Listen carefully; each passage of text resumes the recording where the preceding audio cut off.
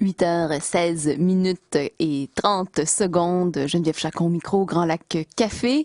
Il fait -16 à Toronto. C'est vraiment pas chaud, mais il y a un grand soleil qui sera là toute la journée avec des températures autour de -5 degrés aujourd'hui. En musique, un événement unique en son genre à Toronto, un concert spécialement conçu pour les malentendants. Pour en savoir davantage, voici Stéphane Vera. Il est DJ, claviériste, compositeur et partenaire du projet Emoty Chair, Emoty Chaise, un projet mené par des chercheurs de l'université Ryerson ici à Toronto.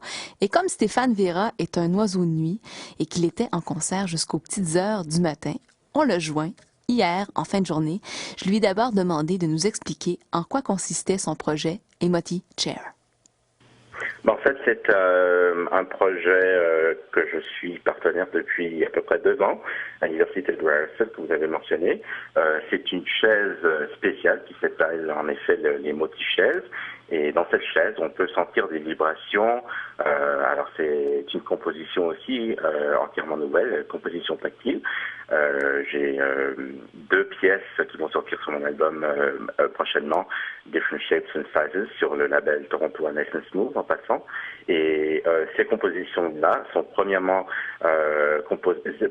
c'est les vibrations qui sont composées au début, et après tout l'instrumental, tout ce qui est instrumental en haut de ça. Ouais. Et comment ça fonctionne exactement? Comment on arrive à transmettre ces vibrations-là et à les faire sentir aux auditeurs, là, en quelque sorte? En fait, on a de la recherche où placer les baffles spéciales. Donc, c'est une chaise qui transmet les fréquences hautes un peu plus haut vers le dos, et puis les fréquences plus basses, bien sûr, vers le bas. Et on peut ressentir les fréquences basses, on peut ressentir à peu près où on est dans la musique. Quand il y a des instruments qui s'ajoutent et tout ça, c'est une texture un peu différente.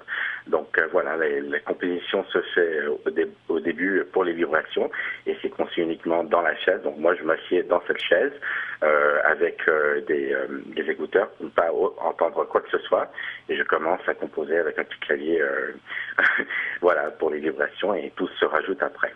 Et donc, vous êtes vraiment partie prenante dans la transmission des émotions aussi qui sont générées, j'imagine. Absolument. Il ne faut pas oublier que les sourds ont des sens beaucoup plus développés dans les 4 qu'ils ont. Donc, c'est-à-dire, eux ressentent beaucoup plus que quelqu'un qui a des oreilles qui peut écouter la musique aussi.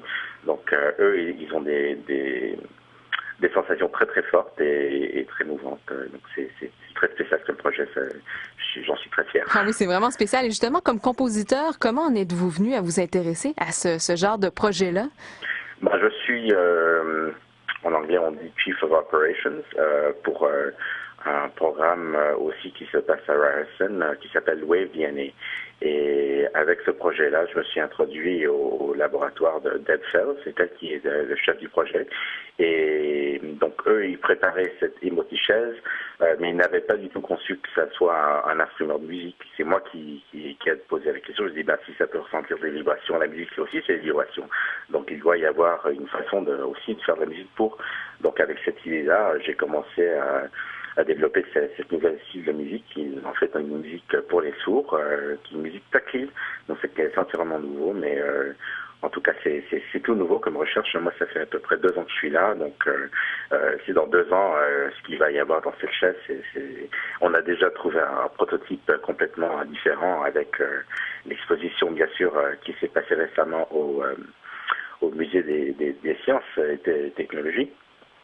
Donc cette chaise était placée là-bas pendant 4 mois, et maintenant il y a un prototype entièrement nouveau avec des meilleurs capaciteurs, des meilleures façons de spécifier le maximum pour ces fréquences.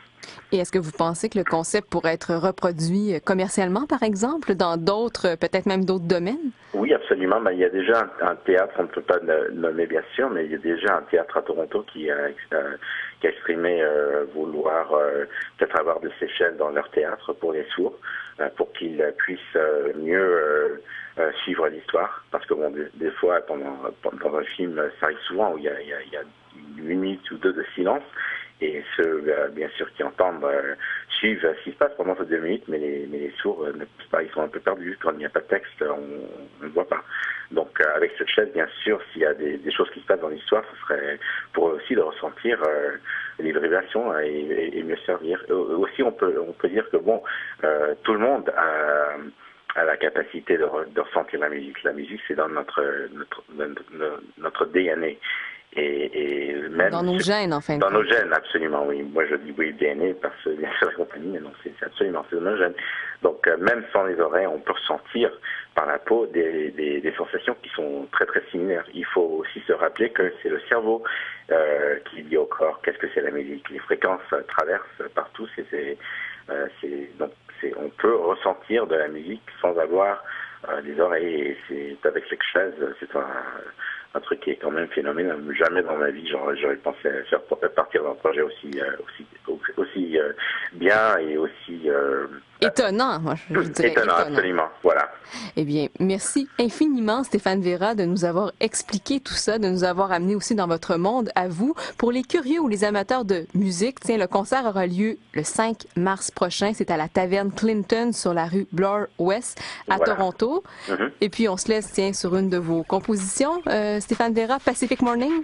Oui, c'est une composition il y a quelques années déjà, mais c'est une composition qui est sortie sur un label de Chicago. Donc, Pacific Morning. Merci beaucoup, Stéphane Vera. C'est moi qui vous remercie. Au revoir.